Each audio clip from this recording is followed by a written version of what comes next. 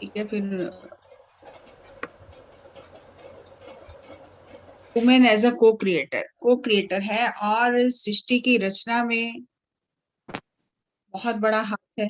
इसीलिए ईश्वर के बाद एक स्त्री का, एक महिला का स्थान आता है, माँ का स्थान आता है। और अगर किसी गुरु को भी जन्म लेना है ना धरती पर, तो माँ की कोख से ही जन्म लेना है। अब जितना भी पुराने सभी युगों का अध्ययन करो, तो श्री राम कौशल्या माँ की कोख से जन्म लिए, देवकी की कोख से कृष्ण भगवान ने जन्म लिया। तो देवकी ने कितने कष्ट सहे कृष्ण भगवान को पुत्र रूप में पाने के लिए।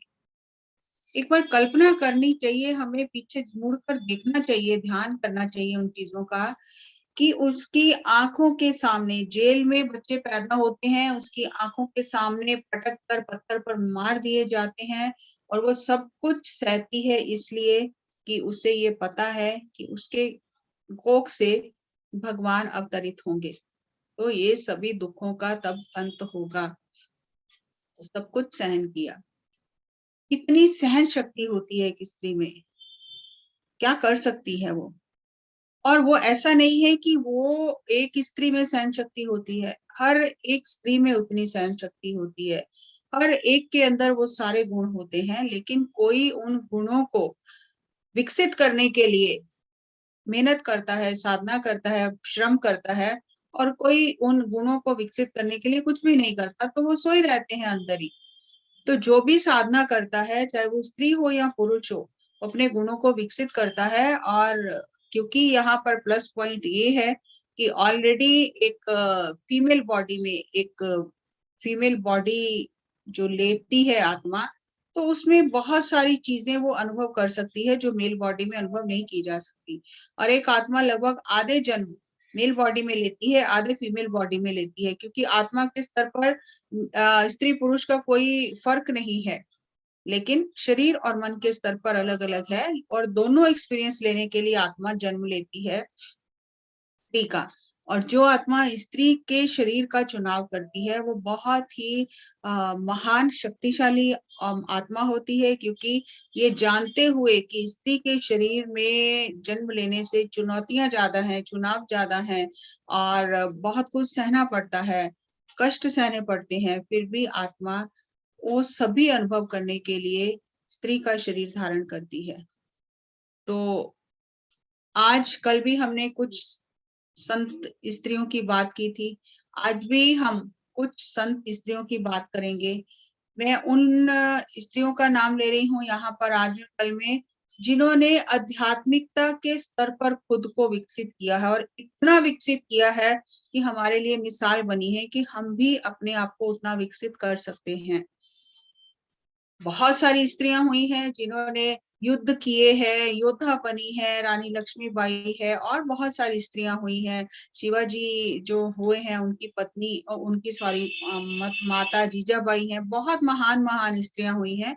लेकिन यहाँ हम उन स्त्रियों का नाम ले रहे हैं जिन्होंने आध्यात्मिकता की ऊंचाइयों को छुआ है, एक मिसाल बनी है सबके लिए।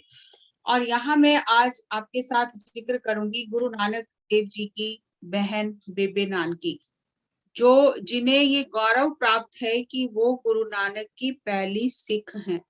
वो आत्मज्ञानी थी, थर्ड आई मास्टर थी, बहुत साधना की गुरु नानक देव जी के माता पिता और नानकी जी ने। और जो उस गांव का सरपंच था राय बुलार, जहां गुरु नानक देव जी का अवतरण हुआ था पाकिस्तान तलवंडी में, इन चारों ने बैठकर बहुत तपस्या की थी अपने पूर्व जन्म में।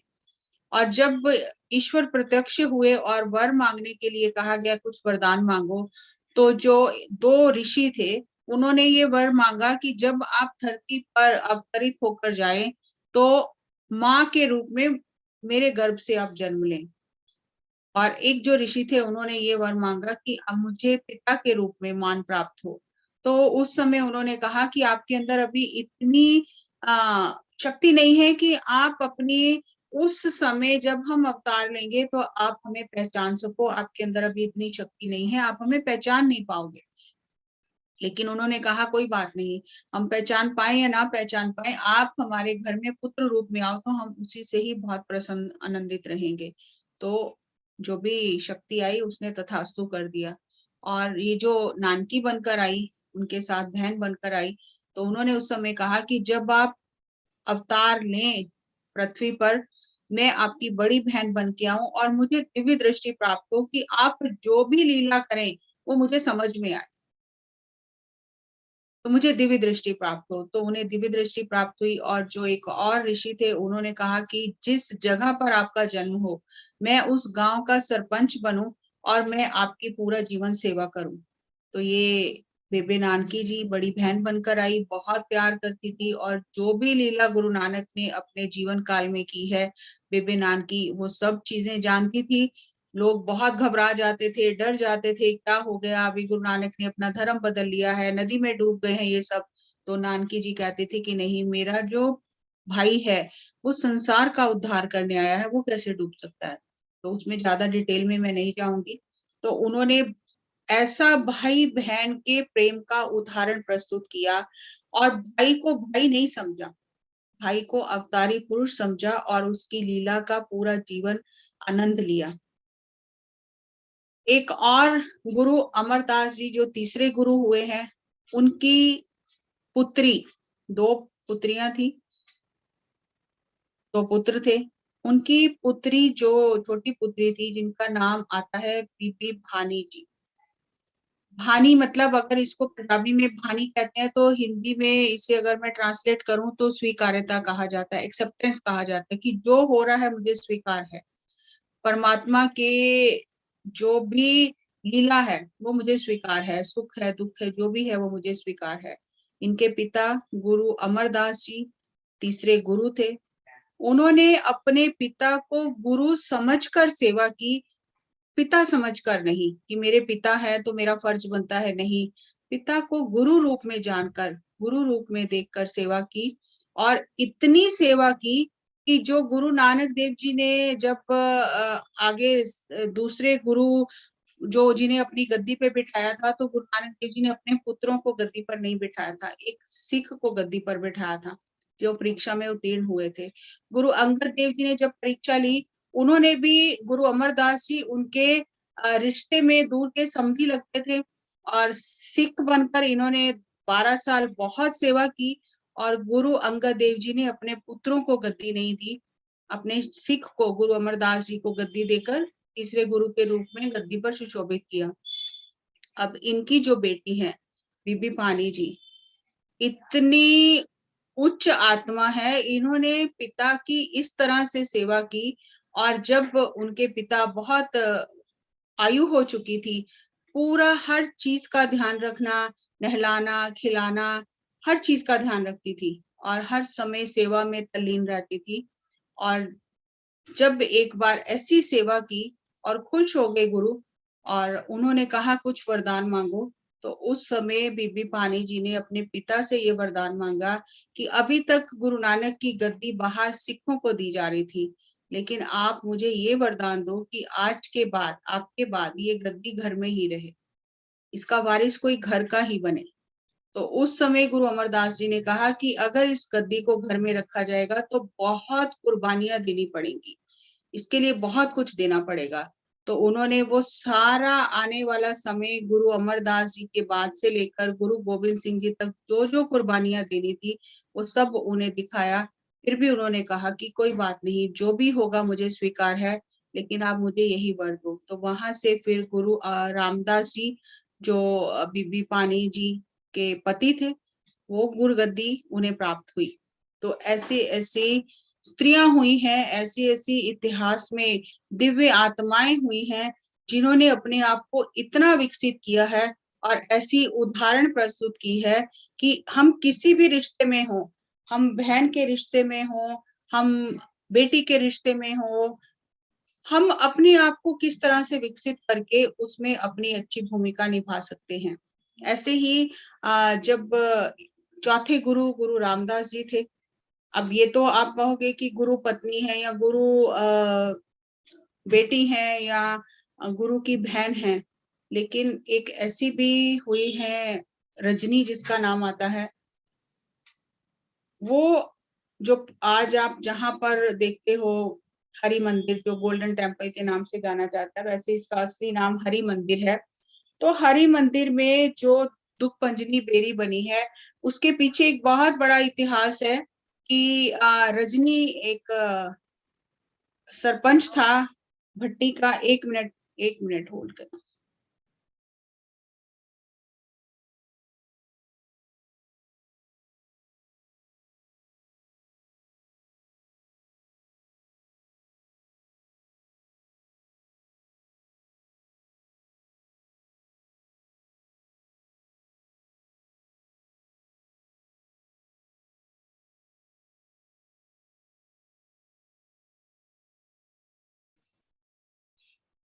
तो उसकी 7 पुत्रियां थी। सरपंच था और सबसे छोटी जो बेटी थी उसका नाम था रजनी। बहुत अहंकारी था। तो एक दिन उसने अपनी सातों बेटियों से पूछा कि आपको कौन खिलाता है? मतलब पंजाबी में अगर कहें तो आप किसका दिया खाते हो, कौन खिलाता है आपको? तो 6 बेटियां थी, उन्होंने बहुत प्यार से कहा कि आप ही खिलाते हो, आप ही हमारे सब कुछ हो, आप ही हमें देते हो, आपके बिना हम कुछ नहीं है। लेकिन ये जो छोटी बेटी रजनी थी, ये ईश्वर भक्ति वाली थी। तो इसने उस समय कहा कि आप एक माध्यम हो, जो भी ईश्वर भेजता है हमारे लिए वो हम तक आपके माध्यम से पहुंचता है, लेकिन आप हमारे अन्नदाता नहीं हो। तो उसे बहुत गुस्सा आया और उसने कहा कि अब मैं देखता हूँ मैं तुम्हारा अन्नदाता कैसे नहीं हूँ, तेरे को इतना ईश्वर पर भरोसा है, मैं भी तेरे ईश्वर को देखना चाहता हूँ। अभी तो बहुत उम्र भी छोटी थी। तो उस समय उसके पिता ने उसकी शादी एक ऐसे व्यक्ति से कर दी जो ना चल सकता था, ना उठ सकता था, ना बैठ सकता था, और जिसके पूरे शरीर पर जैसे लेप्रोसी कहा जाता है, या जो पूरे शरीर के ऊपर वो जख्म होते हैं पूरे। तो ऐसे व्यक्ति के साथ में ढूंढ कर पूरे शहर से ऐसा व्यक्ति बुलाया गया, उसकी शादी की गई। और बहुत बहनें भी रोई, माँ भी रोई कि ये क्या कर रहे हो, बच्ची है समझ जाएगी। लेकिन उसे इतना गुस्सा आया कि मैं तो देखूंगा इसे कौन खिलाता है। आप ये कह रही है आप नहीं खिलाते हो, कौन खिलाता है? तो उसे घर से निकाल दिया। और उस वो उसे ईश्वर का एक एक्सेप्टेंस, एक स्वीकार्यता भाव में कि यही मेरे मेरा यही प्रलब्ध है, यही मुझे पति के रूप में इसी को पाना है, इसीलिए ऐसा हुआ है। तो वो ईश्वर का नाम लेती रही और अपने पति को लेकर जगह जगह गांव में जाकर खाना मांगना, रोटी मांगना और अपना गुजारा करना। कहाँ तो एक सरपंच की बेटी है, इतने सुख आराम में पली है, और कहाँ वो अपने पति को एक उसमें बिठाकर और घुमा रही है और जगह जगह मारी मारी फिर रही है। तो एक जगह पर पहुंचती है जहां पर एक बेरी का वृक्ष है और वहां पर थोड़ा सा जल इकट्ठा हुआ है। वहां पर उसे छोड़कर गांव में भिक्षा मांगने जाती है कि खाने के लिए कुछ रोटी ले आऊं, और ईश्वर का नाम लेती रहती है। और वहां पर वो जो जल है, जब वो उसका पति वहां बैठा हुआ दिखता है, वो तो खुद चल भी नहीं सकता था, बैठा हुआ दिखता है, तो काले कां आते हैं, कौवे आते हैं और वो उस जल में डुबकी लगाते हैं और वो हंस बनकर उड़ जाते हैं, सफेद होकर उड़ जाते हैं। तो इससे बड़ी हैरानी होती है कि इस पानी में जरूर कोई जादू है। जो हाँ, कौवे आते हैं, डुबकी लगाते हैं, हंस बनकर उड़ जाते हैं। तो ये इसके मन में आता है कि हो सकता है मेरा दुख भी इस सरोवर में स्नान करने से दूर हो जाए। लेकिन साथ ही उसके मन में ये आता है मैं तो चल नहीं सकता हूँ, मुझे उठ नहीं सकता हूँ, और अगर मैं किसी तरह से सरोवर में कूद भी जाऊं, कितना गहरा है ये भी नहीं पता, तो पता नहीं बचूंगा कि नहीं बचूंगा। लेकिन उसके मन में फिर ये विचार आता है कि अगर मैं डूब भी गया तो कम से कम ये इतनी सुंदर जो आ, मेरी देखभाल कर रही है मेरी पत्नी के रूप में रजनी, कम से कम इसे मुझसे छुटकारा मिल जाएगा और इसका जीवन सुखी हो जाएगा अगर मैं मर भी जाता हूं तो। तो वो बहुत हिम्मत करके जैसे कैसे करके वो उस सरोवर में खिसकते खिसकते छलांग लगा देता है। और जैसे ही छलांग लगाता है उसका पूरा शरीर ठीक हो जाता है। और जब उसका पूरा शरीर ठीक हो जाता है वो एक राजकुमार जैसे बन जाता है। तो जब ये रजनी वापस आती है और ये देखती है कि एक इतना सुंदर नवयुवक बैठा है और मेरा पति तो यहाँ है नहीं, तो वो उससे बहुत झगड़ा करती है कि तूने मेरे पति को मार दिया है और तू मेरे जो मेरे यौवन पर मोहित होकर तूने ये मेरे पति को मार दिया है और तू पति बनकर मेरा अब तू कह रहा है कि मैं पति हूँ, लेकिन मेरा पति ऐसा नहीं, वो तो खड़ा भी नहीं हो सकता, तू मेरा पति नहीं हो सकता। तो ये झगड़ा बहुत बढ़ जाता है और वहां से कोई सिख जा रहे होते हैं, तो वो उसे कहते हैं कि यहाँ पर चौथे गुरु गुरु रामदास जी हैं, आप उनके पास चल के अपनी पूरी कथा कहानी सुनाओ, वही इसका निर्णय करेंगे। और जब वहां जाते हैं और वो पूरी अपनी व्यथा रजनी सुनाती है और वो जो पति उसका होता है वो अपनी पूरी व्यथा सुनाता है, तो फिर गुरु जी उस सरोवर के पास आते हैं और जब देखते हैं कि उस सरोवर में चमत्कारिक शक्तियां हैं और वो सरोवर जो है वो त्रेता सतयुग से ही वो सरोवर है। और ऐसा कहा जाता है कि जब श्री रामचंद्र जी अपने वनवास के समय में वहां ठहरे थे और जो संजीवनी बूटी लाई गई थी, हनुमान जो संजीवनी बूटी लेकर आए थे, तो उस समय जो बच गया थी, बूटी बच गई थी, उसे वहीं दबा दिया गया था। तो ये जो सारे शक्तियां थी ये युगों से वहां पर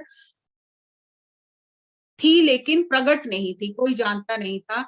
और ये रजनी एक माध्यम बनी जिसके माध्यम से वो सारी शक्तियां प्रकट हो गई और फिर वहां पर गुरु रामदास जी ने हरि मंदिर का निर्माण करवाना शुरू किया और उसे अमृत सरोवर का नाम दिया कि जो भी यहाँ पर स्नान करेगा इसके दुख दूर होंगे।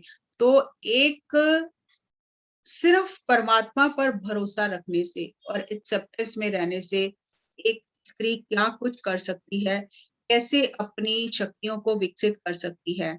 ऐसे ही अगर हम देखें जो दसम गुरु हैं, गुरु गोविंद सिंह जी, उनकी माता गुजरी जी ने कहा जाता है, उन्होंने 26 साल 13 महीने 26 साल 9 महीने 13 दिन घोर तपस्या की। गुरु तेग बहादुर जी जिनके घर में गुरु गोविंद सिंह जी का जन्म हुआ, माता गुजरी उनकी माता है, गुरु तेग बहादुर 9वें गुरु उनके पिता हैं। 26 साल 9 महीने 13 दिन इन्होंने तपस्या की और इतनी महान शक्ति को धरती पर लाने के लिए माता गुजरी जी ने स्वयं को तैयार किया, तपस्या कर करके, साधना करके, सेवा करके। और जब गुरु गोविंद सिंह जी का जन्म हुआ उस समय माता गुजरी जी की उम्र 40 साल से ज्यादा की थी। और जब गुरु गोविंद सिंह जी का जन्म हुआ, जन्म से पहले ही गुरु तेग बहादुर जी असम की तरफ प्रचार के लिए चले गए थे और माता गुजरी जी ने गुरु गोविंद सिंह जी को जन्म दिया। 4 साल तक उनकी परवरिश अकेले की, हर एक उनकी सुख सुविधा का, उनकी परवरिश का, उनके संस्कार, हर चीज का उनका ध्यान अकेले रखा। और जब गुरु तेग बहादुर जी वापस आए 4 साल बाद और फिर माता गुजरी जी और गुरु तेग बहादुर जी अमृतसर से आगे जो अनंतपुर साहिब जगह है पटना से वहां आ गए। और जब गुरु गोविंद सिंह जी की उम्र 9 साल की होती है उस समय गुरु तेग बहादुर जी औरंगजेब ने जो बुलाया था और फिर औरंगजेब ने उन्हें दिल्ली के चांदनी चौक में शहीद किया, उस समय गुरु गोविंद सिंह जी की उम्र केवल 9 साल की थी। सिर्फ 5 साल का उन्हें अपने पिता का साथ मिला और इतनी छोटी उम्र में जब पिता का साया नहीं रहा तो पूरा ये जो पंथ संभाला, जो पूरा ये प्रचार का काम और पूरा ये जो सिख का धर्म का जो आगे चल रही थी, जो लड़ी चल रही थी आगे प्रचार की, तो उसमें माता गुजरी जी ने बहुत बड़ी भूमिका निभाई। क्योंकि अगर शरीर के स्तर पर देखा जाए तो गुरु, दसम गुरु तो गोविंद राय जी घोषित हो चुके थे, दसम गुरु ही कहा जाता था उन्हें, लेकिन उनकी उम्र छोटी थी और माता गुजरी जी ने पूरा हर चीज का उनका सहयोग दिया, साथ दिया। और जो भी गुरु गोविंद जी लीला करते थे वो उन्हें समझ आती थी और वो कभी भी उस पर किंतु परंतु नहीं करती थी। तो एक पत्नी होने के नाते जब उन्हें पति का कटा हुआ सिर मिलता है तो वो देखकर रोती नहीं है कि ये क्या हो गया, मेरे पति चले गए। वो जानते ही थी कि मेरे पति ने जिस महान कार्य के लिए इतनी तपस्या की है अब वो समय आ गया है। और जब उन्होंने अपने पति का कटा हुआ सिर देखा तो उन्होंने ये नहीं कहा कि ये क्या हो गया मेरे साथ। उस समय उन्होंने कहा कि जैसे आपने धर्म की रक्षा करते हुए अपना जीवन बलिदान दिया है, मुझे भी इतनी शक्ति दो कि मैं भी अपने धर्म की पालना करते हुए अपने जीवन का यात्रा पूर्ण करूं। और एक गुरु पत्नी होने के नाते इतना महान त्याग, एक गुरु माँ होने के नाते अपने पुत्र का इतना सहयोग छोटी उम्र से लेकर, जब गुरु तेग बहादुर जी की शहादत होती है, माता गुजरी जी की उम्र उस समय 50-51 वर्ष की रही होगी, लेकिन उसके बाद उन्होंने 80 साल से ज्यादा उम्र भोगी है और उन्होंने एक सास होने के अपने पूरे फर्ज बहुत ही अद्भुत तरीके से निभाए। और जो दादी बनी और उनके जो छोटे 2 पोते थे, बाबा जोरावर सिंह जी, बाबा फतेह सिंह जी, जब उन्हें सरहंद में दीवारों में चिना गया, उस समय वो अपनी दादी के साथ थे। बहुत कष्ट दिए गए, लेकिन उनकी दादी ने उन्हें ऐसी शिक्षा दी कि धर्म से हटना नहीं है, धर्म को नहीं छोड़ना है। शरीर तो आते-जाते रहते हैं, जो व्यक्ति धर्म को छोड़ देता है, फिर उसका कुछ नहीं होता। और यही आपके दादा की शिक्षा है, यही आपके पिता की शिक्षा है, यही मेरी शिक्षा है कि जान चली जाए बेशक, लेकिन धर्म नहीं छोड़ना। तो दादी होने का अद्भुत फर्ज निभाया। छोटे-छोटे बच्चों को इस तरह के संस्कार और शिक्षा दी कि उन्होंने धर्म के नाम पर अपने आप को कुर्बान कर दिया। और गुरु गोविंद सिंह जी के जीवन में उनकी 3 पत्नियाँ थी। माता का बहुत बड़ा उनके जीवन में भूमिका रही और उनकी 3 पत्नियाँ थी। पहली पत्नी माता जीत कौर जी, जब गुरु गोविंद सिंह जी ने अमृत तैयार किया, उस समय जो उनकी पहली पत्नी माता जीत कौर जी थी, उन्होंने जाकर उसमें पताशे डाले और गुरु गोविंद सिंह जी को ये कहा कि आपने इतना वीर रस इसमें डाल दिया है, आप इन्हें योद्धा तो बना रहे हो, लेकिन इतनी ज़्यादा शक्ति इनमें चली जाएगी, तो ये ना हो कि आपस में ही इनसे वो शक्ति सहन ना हो और आपस में ही लड़ाई करें, झगड़ा करें, आपस में झगड़ा ना करें, इसलिए मिठास भी होनी चाहिए। तो उन्होंने उस समय जब अमृत तैयार हो रहा था, उसमें जाकर पताशे डाले। और उस समय गुरु गोविंद सिंह जी ने उनको कहा कि आपने बहुत अच्छा किया है, जो आपने इसमें मिठास भरी है और सबसे पहले आपका हिस्सा ही डाला जाएगा जब भी अमृत तैयार होगा। तो आज तक वो जो पतासे हैं अमृत में डाले जाते हैं और उन्होंने इतनी साधना की है अपने जीवन काल में कि उन्हें योगी जी ही कहा जाता था। इतनी साधना अपने जीवन काल में की है कि सारी संगत भी उन्हें योगी जी कहती थी और उन्होंने अपनी इच्छा से अपने शरीर का त्याग किया। आने वाला समय उन्हें पता चल गया था कि इस तरह से सब कुछ उजड़ जाएगा, बच्चों की शहादत हो जाएगी, गुरु गोविंद सिंह जी ये अनंतपुर साहिब छोड़ देंगे और जंगलों में घूमते रहेंगे अकेले, कोई साथ नहीं होगा। समाधि स्थिति में, ध्यान में उन्हें सब कुछ पता चल गया था, लेकिन उन्होंने कहा कि नहीं, मैं ये सहन नहीं कर सकती हूँ, मैं अब इच्छा से मैं इस शरीर का त्याग करती हूँ। तो उन्होंने अपने शरीर का इच्छा से अपनी त्याग किया।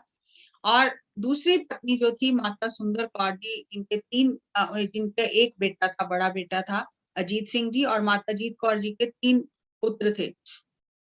तो जो दूसरी पत्नी थी माता सुंदर कौर जी, उन्होंने भी अद्भुत भूमिका निभाई उनके जीवन काल में और गुरु गोविंद सिंह जी के शरीर मात लोक को छोड़कर जाने के बाद भी।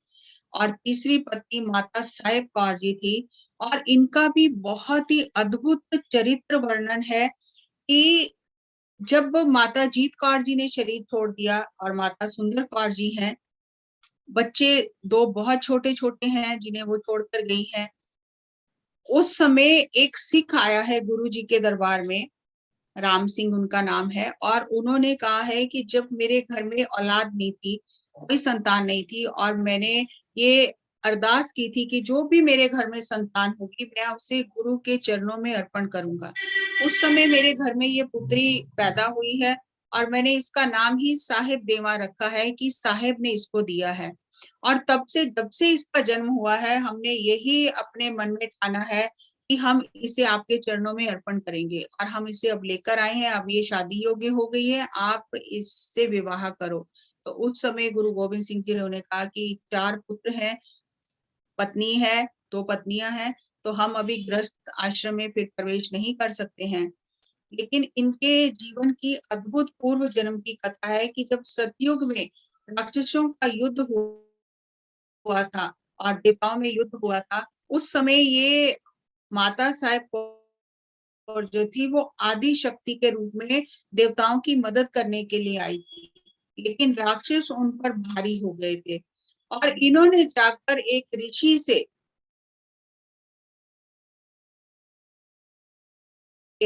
उन्होंने अपना आसन उठाकर जो जोर से हवा में लहराया और एक शक्ति प्रकट हुई, दुष्ट दमन। और फिर दुष्ट दमन जो शक्ति प्रकट हुई, उस शक्ति ने और आदि शक्ति ने मिलकर राक्षसों का संहार किया। लेकिन वो आदि शक्ति जो थी देवी के रूप में, उन्होंने जब देखा दुष्ट दमन जी का इतना वीरता देखी और इतना सुंदर रूप देखा, तो उन्होंने उन्हें कहा कि मैं आपको पति के रूप में पाना चाहती हूँ। तब उस समय दुष्ट दमन जी ने कहा था कि जब हम कलयुग में अवतार लेंगे और गुरु नानक की 10वीं गद्दी के वारिस बनेंगे, तब आपका ये जो प्रण है, जो वचन है, वो पूरा होगा। तो वो जो उस समय का वरदान था, वो पूरा होने का समय आ गया। और उस समय गुरु गोविंद सिंह जी ने उनके पिता को ये कहा कि अगर आपकी बेटी 2 शर्तों को मानती है, तब हम उसे पत्नी के रूप में स्वीकार कर सकते हैं। पहला तो उनका हमारा कोई गृहस्थी संबंध नहीं होगा और दूसरा उन्हें अमृत पान करना होगा। तो माता साहेब कौर जी ने दोनों शर्तें मानी और गुरु गोविंद सिंह जी के सबसे कम समय उन्हें मिला गुरु गोविंद सिंह जी के साथ रहने का, बिताने का। 7 साल वो गुरु गोविंद सिंह जी के साथ महल में रही और सिख धर्म में इन्हें कुंवारा डोला कहा जाता है। मतलब वो पत्नी है, लेकिन उनका जो प्रेम है वो आत्मा का प्रेम है, शरीर का प्रेम नहीं है। और ऐसी सेवा और ऐसा समर्पण किया कि जब उन्होंने कहा कि मुझे पुत्र की प्राप्ति कैसे होगी, तो गुरु गोविंद सिंह जी ने उन्हें कहा कि आज से आपके जो पुत्र आपकी कोख से अगर पैदा होता है, तो वो तो कुछ समय तक रहेगा। आज हम आपको ऐसे पुत्र की माता बना रहे हैं, जो आपकी जो औलाद है, संतान है, दिनों-दिन बढ़ती ही जाएगी, जिसका कभी भी खात्मा नहीं होगा। आज से पूरा खालसा पंथ है जो आप उसकी माँ हैं। तो जहाँ अमृत छकाने के टाइम पे ये कहा जाता है गुरु गोविंद सिंह जी धर्म पिता हैं, तो वहाँ ये भी कहा जाता है कि धर्म माता माता साहेब कौर जी हैं। तो इतनी महान शख्सियत हमारे सामने ऐसी-ऐसी मिसाल कायम की है कि एक स्त्री अगर अपनी शक्तियों को जगाती है, तो वो क्या-क्या जीवन में हासिल कर सकती है। और इसके बाद एक और महाराजा रणजीत सिंह जी जो बहुत ही अच्छा राज किया, शेरे पंजाब जिन्हें कहा जाता है। इनकी माँ माता राज कौर जी थी और क्योंकि बचपन में ही शेरे पंजाब महाराजा रणजीत सिंह जी के माता निकलने से एक आँख चली गई थी और बचपन में थे, बहुत छोटे थे, तो उन्होंने जाकर अपनी माता को कहा कि मैं तो ईश्वर का नाम लेता हूँ, परमात्मा को याद करता हूँ, फिर परमात्मा ने मेरे साथ ऐसा क्यों किया कि मेरी एक आँख चली गई? क्योंकि वो योद्धा उन्हें बनना था, राजा बनना था और उन्हें लगता था कि ये कुछ कमी हो गई है।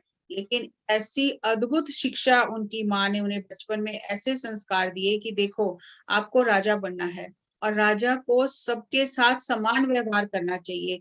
इसलिए परमात्मा ने आपको हमेशा ये बात याद रहे कि आप सबके साथ समान व्यवहार करें, तो आपको एक आँख से देखने के लिए कहा है कि 2 आँखों से द्वैत दिखाई देता है, एक आँखों से अद्वैत दिखाई देता है और बड़े-बड़े जो धनुर्धर हैं, जो बंदूकची हैं, जो निशाना लगाते हैं, वो भी निशाना लगाने के समय अपनी एक आँख बंद करके दूसरी आँख पर पूरी ऊर्जा केंद्रित करते हैं, तब वो निशाना लगा सकते हैं। तो आपको तो परमात्मा ने वैसे ही ये एक गिफ्ट दिया है कि एक नज़र से आप देखो और पूरी शक्ति आपकी एक ही आँख में रहे, ताकि आप अपने निशाने को बिल्कुल सही तरीके से लगा सकें।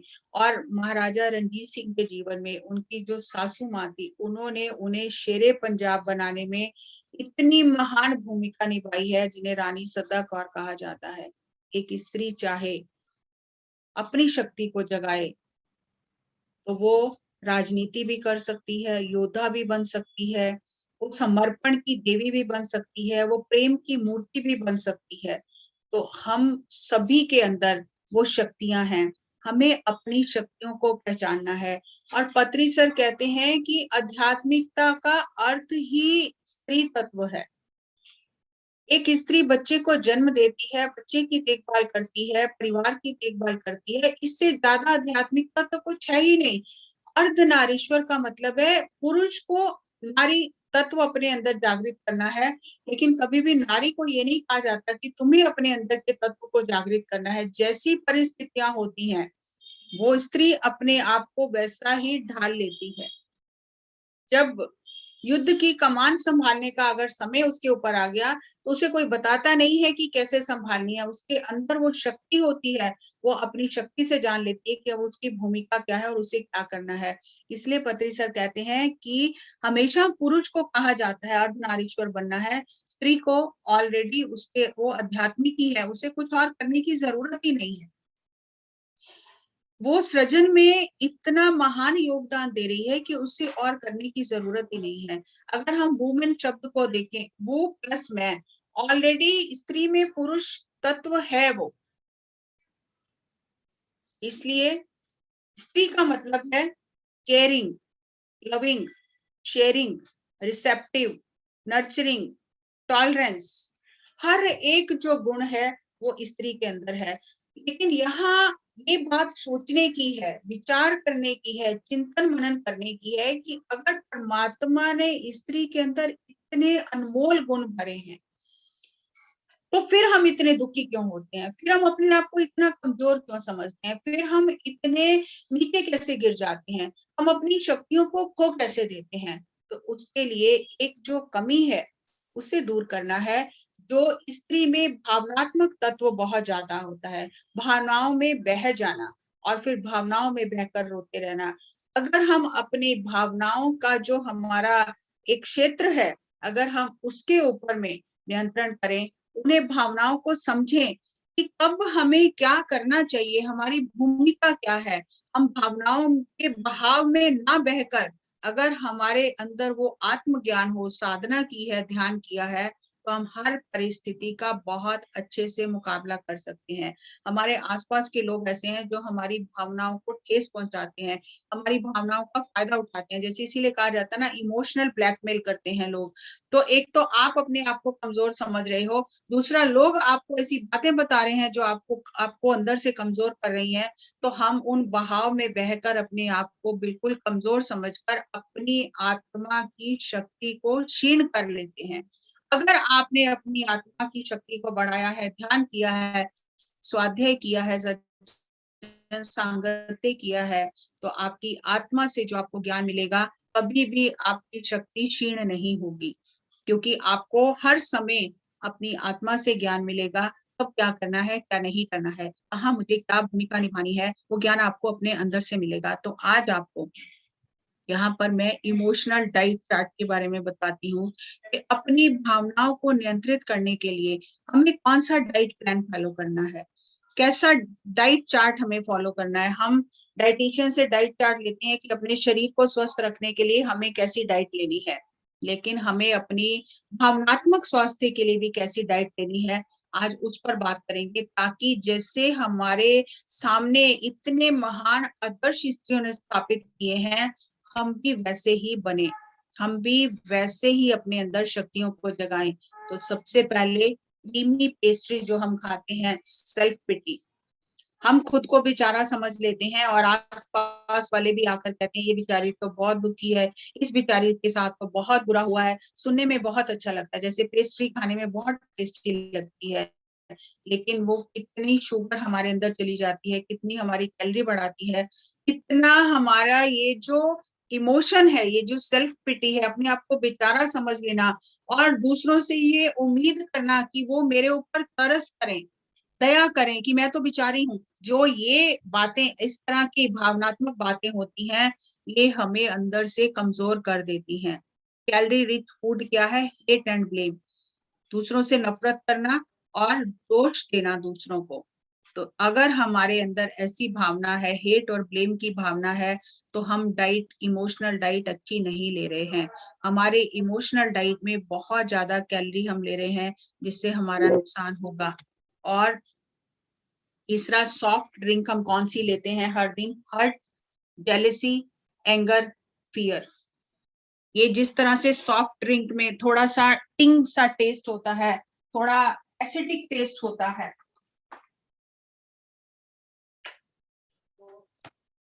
उसी तरह ये जो हमारी इमोशंस हैं, एंगर है, एसिडिक इमोशन है, जेलसी एसिडिक इमोशन है, फियर एसिडिक इमोशन है, हर्ट एसिडिक इमोशन है। और जब हमारे अंदर ऐसी इमोशंस होती हैं तो हम डेली जरूरत से ज्यादा ये सॉफ्ट ड्रिंक ले रहे हैं और ये हमारी हेल्थ को, इमोशनल हेल्थ को खराब करेगा। तो हमें अपनी इमोशनल हेल्थ को ठीक करने के लिए क्या करना है? नो पुअर मी सिंड्रोम, मैं बेचारी नहीं हूं, मैं बेचारा नहीं हूं, नो पुअर मी सिंड्रोम।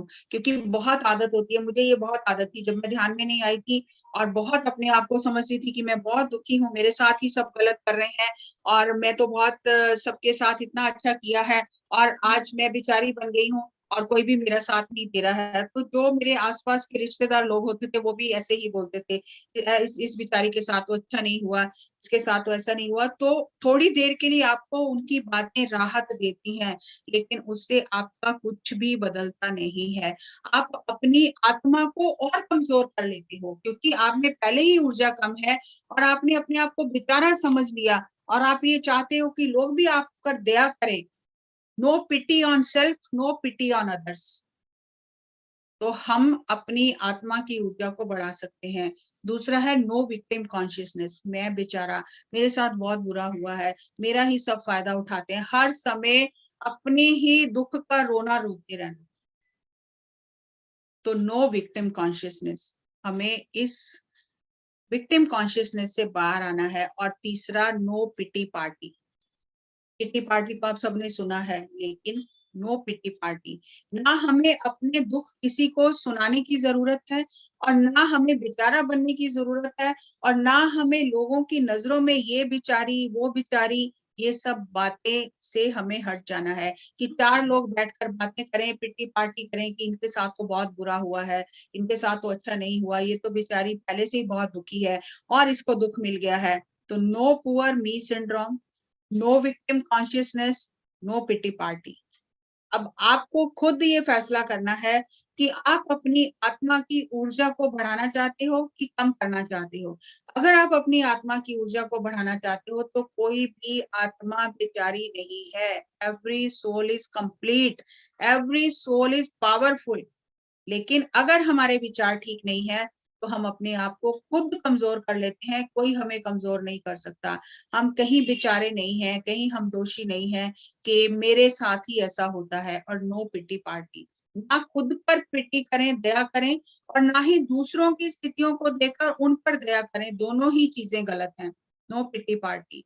तो क्या करना है? Be a master of your destiny, अपने डेस्टिनी के मास्टर बनो। अपने इमोशंस को हैंडल करने के लिए मास्टरी हासिल करो। और वो मास्टरी कहाँ से आएगी? वो मास्टरी आएगी ध्यान से। तो यहाँ हम 30 सेकेंड्स के लिए आंखें बंद करेंगे और अपने आप को ये आज से संकल्प देंगे, I am willing to change and grow. जो भी हुआ है मेरे जीवन में, जो भी हो रहा है, इसके लिए कोई दोषी नहीं है। मैं बेचारी नहीं हूँ, मैं कमजोर नहीं हूँ, मैं असहाय नहीं हूँ, मैं आगे बढ़ रही हूँ। I am willing to change, मैं स्वयं को बदलने के लिए तैयार हूँ। I am willing to change, I am willing to grow, I am a powerful soul, I am complete in my self, I am a divine creation of God, I love my self, I respect my self, I am willing to change and grow.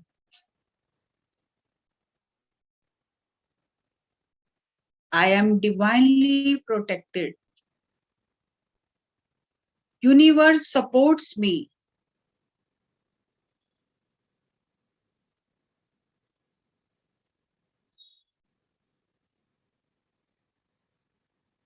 I have the power to change.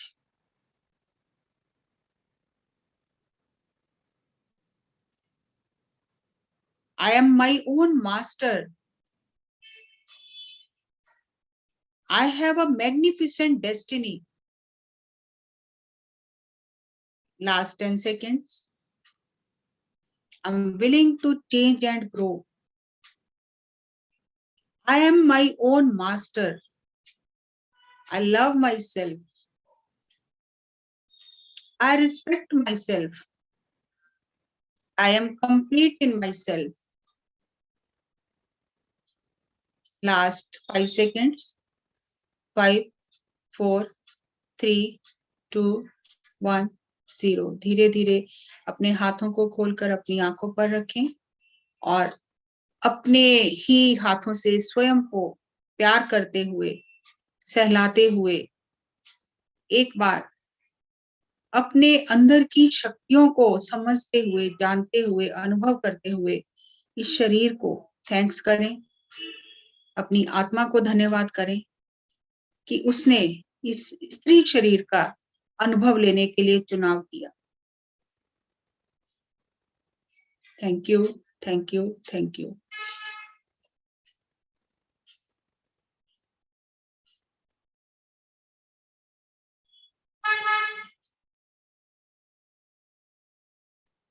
Give yourself a daily dose of happiness. कोई आपको खुशियां देने वाला नहीं है, आपको स्वयं ही स्वयं को खुशियां देनी है। You are responsible for your happiness. कोई और रिस्पॉन्सिबल नहीं है, आप अपनी खुशियों के लिए स्वयं रिस्पॉन्सिबल हैं। और ये डोज ऑफ हैप्पीनेस क्या है जो आपको स्वयं को देनी है? DOSE, dose. Dose of happiness है dopamine, motivational hormone, learning hormone, pleasure hormone.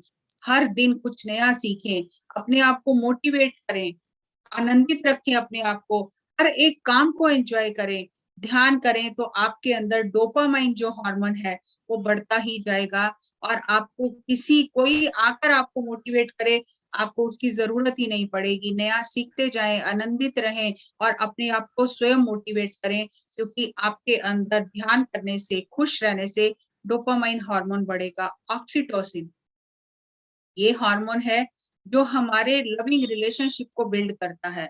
और आज डॉक्टर ये कहते हैं कि अगर आप फैमिली के साथ में क्वालिटी टाइम स्पेंड करते हो, टच करते हो, हग करते हो अपने रिश्ते नातों को, अपने माता पिता को, बच्चों को, पति पत्नी को या अपने फ्रेंड्स के साथ में आप लविंग रिलेशनशिप रखते हो, तो ये एक बाउंडिंग मॉलिक्यूल है ऑक्सीटोसिन हार्मोन। ये आपके अंदर एंटीबॉडीज जनरेट करता है। आज लोग वैक्सीनेशन लगवा रहे हैं कि हमारी एंटीबॉडीज बने, लेकिन डॉक्टर ही ये बात आज प्रूव कर रहे हैं कि अगर आप प्रेम पूर्वक रिश्ते नातों में रहते हो, अपने आप को एक्सप्रेस करते हो, टच करते हो, हक करते हो, तो आपके अंदर ऑटोमेटिकली एंटीबॉडीज बननी शुरू हो जाती है। और अगर आप लोअर इमोशंस में रहते हो, हेट में रहते हो, हेट्रेड में रहते हो, जेलसी में रहते हो, फियर में रहते हो, तो आपके खुद के हार्मोन ही बदल जाते हैं और आप खुद ही बीमार हो जाते हो अपनी गलती के कारण। तो ऑक्सीटोसिन हार्मोन जो है वो हमारे अच्छे रिलेशनशिप के लिए बहुत जरूरी है। जैसे कहते हैं ना, ये फेविकोल का जोड़ है, ये नहीं टूटेगा। तो ये ऑक्सीटोसिन जो हार्मोन है, इसे फेविकोल का जोड़ मानिए। सेरोटोनिन ये फील गुड हार्मोन है। जब हम ध्यान करते हैं तो हमें बहुत अच्छा महसूस होता है, क्योंकि हमारे अंदर सेरोटोनिन हार्मोन की मात्रा बढ़ जाती है। एंडोर्फिन, ये जो एंडोर्फिन हार्मोन है, जब हमारे अंदर ध्यान करने से एंडोर्फिन हार्मोन बढ़ जाता है तो हमारी एंजाइटी कम होती है, हमारा दर्द कम होता है। जब हम वॉक करते हैं, जब बच्चों के साथ खेलते हैं, कोई अच्छी लाफ्टर मूवी देखते हैं, लाफ्टर शो कोई देखते हैं, तो ऑटोमेटिकली हमारे जो हार्मोन है वो बढ़ जाते हैं। जब हम घूमने कहीं जाते हैं, कहीं प्रकृति को देखते हैं, तो ये एक डेली डोज है हैप्पीनेस की, जो हमें हर दिन स्वयं को देनी चाहिए। क्योंकि जब आप स्वयं को ये डेली डोज हैप्पीनेस की दोगे, तभी आप अपनी फैमिली को भी ये डोज दे पाओगे। लेकिन अगर आप ही डिप्रेशन में हो, दुखी हो, आप ही परेशान हो, आप ही को समझ नहीं आ रही क्या करना है, आप ही उदास महसूस कर रहे हो, तो आपके आसपास के सारे रिश्तों में वो वाइब्रेशन चली जाएगी और कुछ भी आप बदल नहीं पाएंगे। अगर आप स्वयं को बदलते हैं, अपनी वाइब्रेशन को हाई रखते हैं, तो आपके आसपास की पूरा एनर्जी आपके फैमिली का, आपके फ्रेंड सर्कल का बदल जाता है। तो always give yourself a dose of happy hormones. आपका हैप्पीनेस इंडेक्स क्या है? क्या आपकी खुशियां अभी भी दूसरों पर निर्भर है कि वो मुझे गिफ्ट दे तब मैं खुश रहूंगा, वो मुझे प्यार करे तब मैं खुश रहूंगा, वो मेरी रिस्पेक्ट करे तब मैं खुश रहूंगा, वो मेरी कदर करे, वो मेरी सेवा करे, हमेशा वो कोई दूसरा करे। अगर अभी भी हम ऐसा ही सोच रहे हैं तो हमारा हैप्पीनेस इंडेक्स बहुत लो है, हम अभी भी दूसरों पर निर्भर हैं। लेकिन अगर हमें खुश रहना है तो खुश रहने के लिए हमें किसी पर निर्भर नहीं रहना है। हमारी खुशियों की चाबी हमारे हाथ में है। बचपन में एक हमें स्कूल में बच्चों को कविता पढ़ाई जाती है, the time to be happy is now. वो मिलेगी, गाड़ी मिलेगी तो मैं खुश होऊंगा, ऐसा नहीं है। Now is the time to be happy. तो वो ही कविता, वही पोयम हमें दोबारा से याद करने की जरूरत है। The time to be happy is now, the place to be happy is here. आज अभी इसी क्षण पर, इसी जगह पर मैं खुश हो सकता हूँ। The way to be happy is to make someone happy. अगर आप खुद को खुश रखना चाहते हो तो उसकी चाबी है किसी दूसरे के जीवन में खुशियां लेकर आओ, किसी और को खुशियां दो, तो वो मल्टीप्लाई होके आपके पास आ जाएंगी। हमें लगता है हम खुश होंगे तब किसी को खुशियां देंगे। द वे, जो चाबी है, the way to be happy is to make someone happy, find your own heaven here.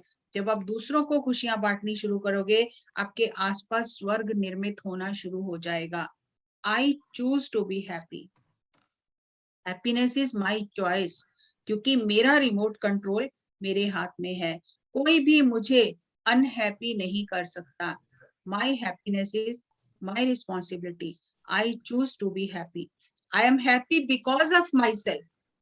मैं स्वयं स्वयं के लिए खुश हूँ। मेरी आत्मा ने इतनी सुंदर योजना बनाई है अनुभव सीखने के लिए धरती पर, इस फीमेल बॉडी को धारण किया है, मैं इसके लिए खुश हूँ। मैं अपने आप से ही खुश हूँ। और जब हम अपने आप से खुश होते हैं तो फिर हमें कोई उदास, परेशान, दुखी कर ही नहीं सकता। एक बार एक मैनेजर को तरक्की मिली और बहुत, उसका जो डायरेक्टर था उसने उसे जब रिटायर हुआ तो अपनी जगह पर उसे डायरेक्टर बना दिया और बहुत बड़ी पार्टी रखी गई जिसमें उसके सारे रिलेटिव्स को, उसके फैमिली मेंबर्स को बुलाया गया जो अभी नया डायरेक्टर बना था। और बहुत अच्छा, वो व्यक्ति बहुत अच्छा था, उसका स्वभाव बहुत अच्छा था।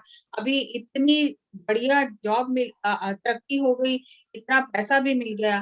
तो वो जब वहां पर पार्टी चल रही थी तो कुछ जो लेडीज थी उन्होंने उसकी वाइफ को कहा कि आप तो बहुत लकी हो, आप बहुत खुश हो, आप बहुत किस्मत वाले हो कि आपको ऐसा पति मिला है जिसका बिहेवियर इतना अच्छा है, जिसका नेचर इतना अच्छा है, जो इतना कूल है और इतने सुख आराम आपको दिए हैं, आप तो बहुत लकी हो। आप क्या कहना चाहोगे अपने पति के बारे में? तो उसका जो पति था उसका सीना थोड़ा चौड़ा हो गया कि मैं तो बहुत ध्यान रखता हूँ अपनी पत्नी का, मैंने इसको इतने सुख सुविधाएं दी हैं, अभी मेरी तारीफ ही होगी। लेकिन उस जो पत्नी थी उसकी, उसने कहा, आई am happy because of my self. I'm not happy because of my husband, because of the luxury, because of the comfort he has given. I am happy because of myself. मेरा स्वभाव है खुश रहना। तो हमें भी ये देखना है कि क्या हमारा स्वभाव है खुश रहना, या कोई भी आकर हमें एक छोटी सी बात बोलता है और हम तो तैयार ही बैठे हैं रोने के लिए। तो हमें ये जो सेल्फ पिटी है इससे बाहर आना है। हमें दूसरों की स्वीट कैलोरीज कैंडी नहीं चाहिए, हमें सॉफ्ट ड्रिंक्स नहीं चाहिए दूसरों की सहानुभूति के, हमदर्दी के, उनसे परहेज करें। और आज से, अभी से, I choose to be happy. I am happy because of myself. 10 seconds के लिए आंखें बंद करें, अपने अंदर की शक्ति को ट्रिगर करें। I choose to be happy. Happiness is my nature. I am happy because of myself. I am responsible for my happiness.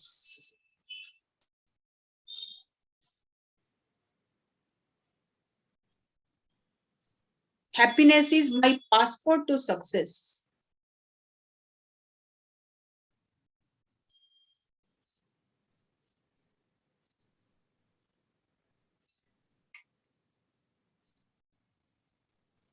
I am a channel of divine light. I love my divinity. I enjoy my divinity in female body. I am complete. I am worthy. I am self-sufficient. I choose to be happy. 9, 8, 7, 6, 5, 4, 3, 2, 1, 0। धीरे धीरे अपने हाथों को खोलकर आंखों पर रखें और खुद को प्यार करते हुए, खुद का रिगार्ड करते हुए आंखें खोल लें। Just as a lamp placed in a windless room lights the whole room, so the infinite divine light enlightens the limited and finite mind. जैसे एक कमरे में एक दिया रखा हुआ पूरे रूम को, पूरे घर को प्रकाशित कर देता है, इसी तरह ये जो डिवाइन लाइट है, ये जो ध्यान की ऊर्जा है, ये हमारे सीमित मन को प्रकाशित कर देती है और हम डिवाइन लाइट के लिए एक चैनल बन जाते हैं। हम अपने इनफाइनाइट जो हमारी आत्मा है, असीम आत्मा है, अजर अमर आत्मा है, उसे पहचान जाते हैं, अपने वास्तविक रूप को जान जाते हैं। इसीलिए गौतम बुद्ध ने कहा अपो दीपो भवा। ये नहीं कहा कि स्त्रियों को दीपक नहीं बनना है, पुरुषों को बनना है, या पुरुषों को बनना है, स्त्रियों को नहीं बनना है। कोई भी आत्मा जिसने ये शरीर धारण किया है, उसे स्वयं अपने दिए स्वयं बनना है। अपो दीपो भवा। जो भी मुझे समझ आया, जो भी मेरे ध्यान में आया, मैंने आप सबके साथ शेयर किया। आप सभी का बहुत बहुत बहुत आभार, धन्यवाद कि आप सबके सहयोग के साथ मुझे भी बहुत कुछ सीखने का, जानने का मौका मिलता है। Thank you, thank you, thank you.